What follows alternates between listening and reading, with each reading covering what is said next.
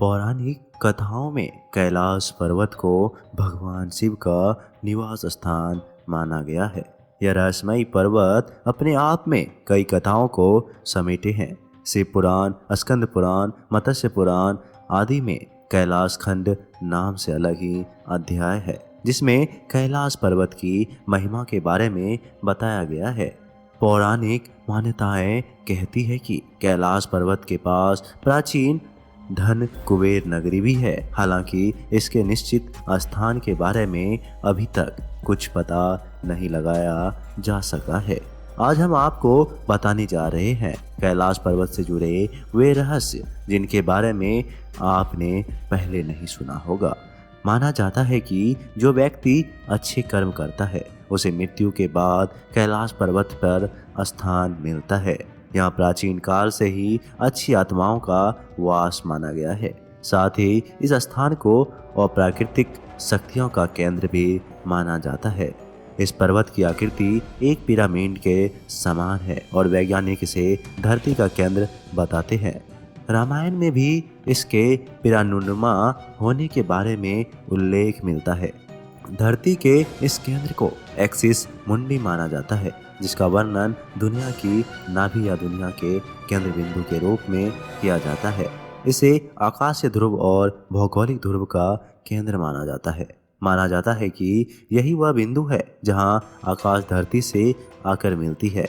यहीं पर आकर दसों दिशाओं का मिलन होता है। एक्सिस मुंडी वह स्थान माना जाता है वहां अलौकिक शक्तियों का प्रवाह होता है और यहाँ आकर आप उन शक्तियों से संपर्क कर सकते हैं।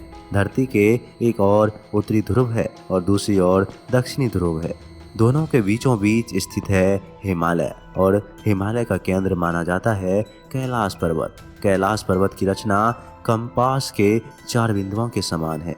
कैलाश पर्वत पर चढ़ाई पर प्रतिबंध है, लेकिन माना जाता है कि 11वीं सदी में एक तिब्बतीय बौद्ध योगिक मिलारेपा ने इस पर चढ़ाई की थी।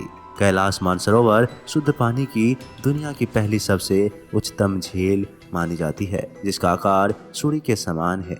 यहाँ राक्षस झील भी मौजूद है, जो दुनिया की सबसे उच्चतम खारे पानी की झील में से एक है।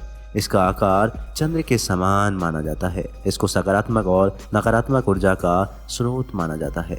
हवाई दृश्य देखने पर इन सब झीलों और पर्वतों से स्वास्तिक के समान आकृति उभरती है। ये तो बातें रही कैलाश पर्वत के भौगोलिक स्थिति के बारे में। अब आपको बताते हैं कैलाश पर्वत से जुड़ी धार्मिक मान्यताओं के बारे में, जिसे जानकर आपके रोंगटे खड़े हो जाएंगे। मान्यता है कि यहाँ केवल पुण्य आत्माएं ही निवास करती है। कैलाश पर्वत और उसके आसपास के वातावरण पर अध्ययन कर चुके वैज्ञानिकों का मानना है कि यहाँ चारों ओर एक प्रकार की अलौकिक शक्ति का प्रवाह है, जिसमें आज भी कई तपस्वी गुरु अपनी साधना करते हैं और ईश्वर से संबंध स्थापित करते हैं। यदि आप कैलाश मानसरोवर झील के क्षेत्र में जाएंगे, जो यहाँ आपको निरंतर एक प्रकार की ध्वनि सुनाई देगी। ध्यान से सुनने पर यहाँ आपके कानों में डमरू और ओम की ध्वनि गुंजमय होगी। इस ध्वनि का स्रोत आज तक कोई नहीं जान पाया।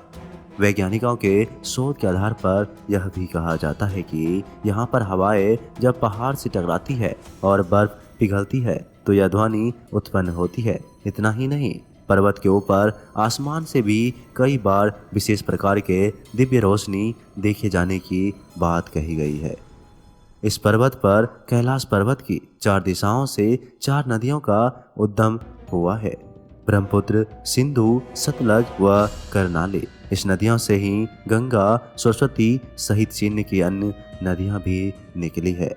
कैलाश के चारों दिशाओं में विभिन्न जानवरों के मुख है, जिसमें से नदियों का उद्गम होता है।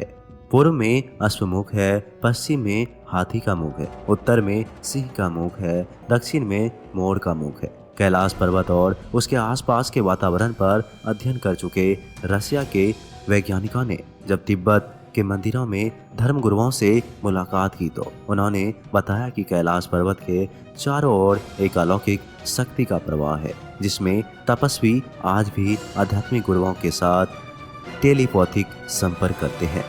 हिमालय वासियों का कहना है कि हिमालय पर यात्री मानव रहता है। कोई इसे बूढ़ा भालू कहता है, कोई जंगली मानव तो कोई हिम मानव। यह धारणा प्रचलित है कि यह लोगों को मारकर खा जाता है। कुछ वैज्ञानिक इसे निडर स्थल मानव मानते हैं। विश्व भर में करीब 30 से ज्यादा वैज्ञानिक ने दावा किया है कि हिमालय के बर्फीले इलाके में हिम मानव मौजूद है। कहा जाता है कि दुनिया का सबसे दुर्लभ मृग है कस्तूरी मृग। यह हिरन उत्तर पाकिस्तान, उत्तर भारत, चीन, तिब्बत, साइबेरिया, मंगोलिया में ही पाया जाता है। इस मृग की कस्तूरी बहुत ही सुगंधित और औषधि गुणों से युक्त होती है, जो उसके शरीर के पिछले हिस्से की ग्रंथि में एक पदार्थ के रूप में होती है। कस्तूरी मृग की कस्तूरी दुनिया में सबसे महंगे पशु उत्पादन में से एक है।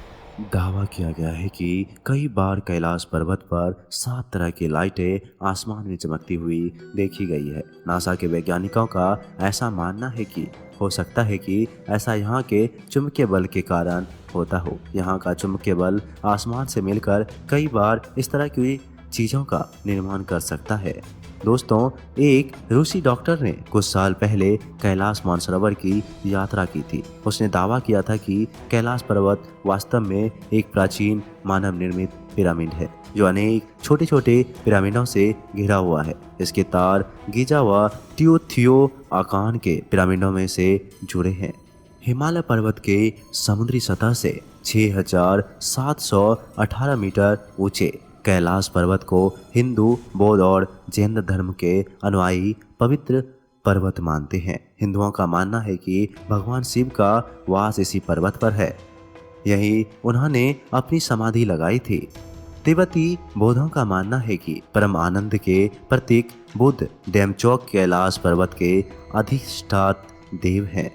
वह कैलाश पर निवास करते हैं। जैन धर्म के अनुयायी कैलाश को अष्टपद कहते हैं। उनका मानना है कि प्रथम तीर्थकर ऋषभदेव ने यहीं निवारण प्राप्त किया था। आज तक कोई मनुष्य इस पवित्र पर्वत पर नहीं चढ़ पाया। जिसने भी चढ़ने की कोशिश की उसकी मृत्यु हो गई। इस बारे में बहुत सी बातें प्रचलित है। चीन के सरकार ने कैलाश पर्वत की धार्मिक संवेदनशीलता को देखते हुए पर्वतारोहियों पर पाबंदी लगा रखी है। इस पर पर्वतारोहण पूरी तरह से बंद है। ये बातें भी सुनने को मिलती है कि कैसे 19वीं और 20वीं सदी के शुरू में कुछ पर्वतारोहियों ने इस पर चढ़ने की कोशिश की थी और गायब हो गए थे। रूसी डॉक्टर एंस्टर मुलासिप कुछ एक्सपर्ट की टीमों के साथ कैलाश पर्वत पर गए और वहां 1 महीने तक रहे। रूसी डॉक्टर एनेस्टर मुलासिप ने अपने संस्मरणों में लिखा है कि उन्हें एक बार साइबेरिया पर्वतारोही ने बताया था कि कुछ पर्वतारोही कैलाश पर्वत पर एक निश्चित बिंदु तक पहुंचे। उसके बाद वे अचानक बूढ़े दिखाई देने लगे। इसके 1 साल बाद ही बुढ़ापे की वजह से उनकी मृत्यु हो गई। प्रसिद्ध रूसी चित्रकार निकोलाई रेखी को यह विश्वास था कि कैलाश के आसपास के इलाके में संबाला नाम का एक रहस्यमय राज्य है। हिंदुओं के कुछ संप्रदाय इस संबाला राज्य को कपापा के नाम से पुकारते हैं, जहां सिर्फ सिद्ध और तपस्वी ही रहते हैं। 1999 में रूस के नेत्र रोग विशेषज्ञ एनेस्टर मुलासिप ने यह तय किया कि वे कैलाश पर्वत के रहस्यों को खोलने के लिए उस इलाके में जाएंगे। उनकी पर्वतारोहण टीम में भूमि विज्ञान व भौतिक विज्ञान के विशेषज्ञ और इतिहासकार शामिल थे। इस दल के सदस्यों में कई तिब्बतीय लामाओं से मुलाकात की, पवित्र कैलाश पर्वत के आसपास कई महीने बिताए। बाद में मुलासिप ने एक किताब भी लिखी, where do we come from. इसमें उन्होंने कैलाश पर्वत की यात्रा की काफी चर्चा की। वहां से लौटने के बाद मुलासिप ने लिखा, रात की खामोशी में पहाड़ों के भीतर से एक अजीब तरह की फुसफुसाहटे की आवाज़ सुनाई देती है। एक रात अपने दोनों सहयोगियों के साथ मैंने साफ साफ पत्थरों के गिरने की आवाज़ सुनी थी। यह आवाज़ कैलाश पर्वत के पेट के भीतर से सुनाई दे रही थी। हमें ऐसा लगा कि जैसा इस पिरामिड के अंदर कुछ लोग रहते हैं। जिसके बाद उन्होंने ये दावा किया कि यह परलौकिक गतिविधियों का केंद्र है। तो कैसी लगी आपको ये जानकारी? हमें नीचे कमेंट बॉक्स में ज़रूर बताइएगा। मिलते हैं एक नए वीडियो के साथ, तब तक के लिए आप अपना ख्याल रखिएगा। बहुत बहुत धन्यवाद।